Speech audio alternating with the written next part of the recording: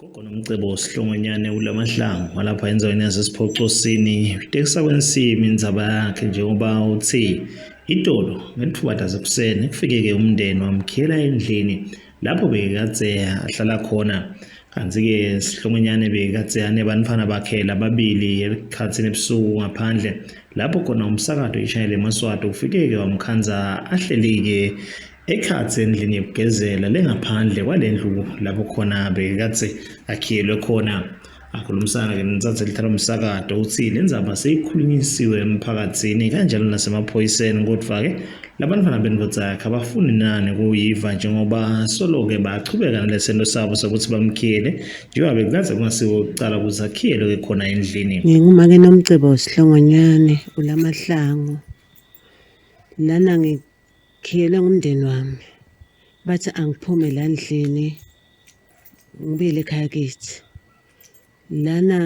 mangifika lana ngathathwa umyeni wami ungumholi ebandleni wakhalela ikhaya nemfatlo omdzala wathi nakashona lo mfatlo omdzala wasuthatha mina so ngifaka kule ndlu leya lomakelo omdzala wathi makangifaka kule ndlu yalomakelo omdzala wakha iwili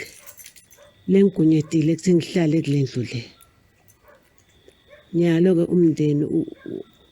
wangikhiyela kwecala kweta emaphoyisa eMango kwabitwa nemaphoyisa ka-Osu bangivulele baphindze bangikhiyela kwesibili nalapho phindze kweta emaphoyisa eMango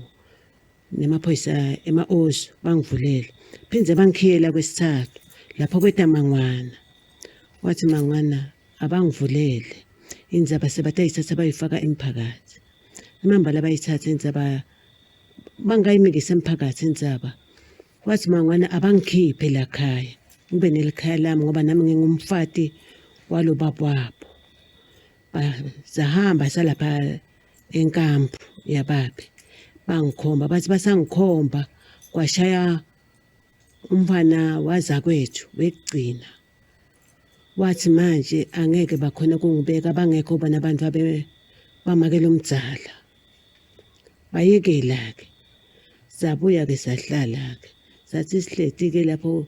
sesibitwa emphakathi nasibitwa emphakathi kuthi yokhulunyiswa indzaba zaya nasifika emphakathi wathi umphakathi bakaSihlongonyane abangikhiphe indlela yokuthi basilamule ngoba vele ngiyite mine i-right kuhlala endlini yalomnye umfati angiphume ngakheli kami namuhla-ke bebakhona-ke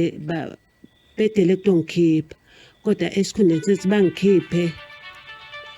esikhundleni sekuthi bangikhiphe bangikhiyele lapha ekhatsi endlini umndeni bophelele wonke nabangikhiyela bangitshela ukuthi angihambe ngibuyele ekhaya kithi angikhiphe timpahla tami lapha ekhatsi endlini kude lengibaphendvule ngakho. Sihlongonyane uthi njengoba uyabona ukuthi labantu bemyeni wakhe kumbe bakhaliswa ukuthi uhlala endlini yenina kodwa-ke umphakathi njengoba sewushilo ukuthi abamane bamnike indzawo yokwakha kude naye akhone kwakha njengoba ashiwa ngulomyeni wakhe lapha kuleyo ndzawo kodwa-ke akwendeki loko ukuthi lo muhla emini gogo Sihlongonyane waphindze wakhulumisana betindzaba balomsakato lapho avete khona ukuthi uthi nasekugcwele insimbi yekucala emini indvodzana yakhe le itelwa-ke nguzakwabo iyeta yafike yavula-ke kulo mnyango lobo kwadze ukhiyiwe njengoba itolo imnikete nje sikhiya lebesikadze singavuli kulo mnyango ngikhimbala umavuso endzabeni temsakato ishayele emaswati nginaTumisani Dlamini esiPhoqosini.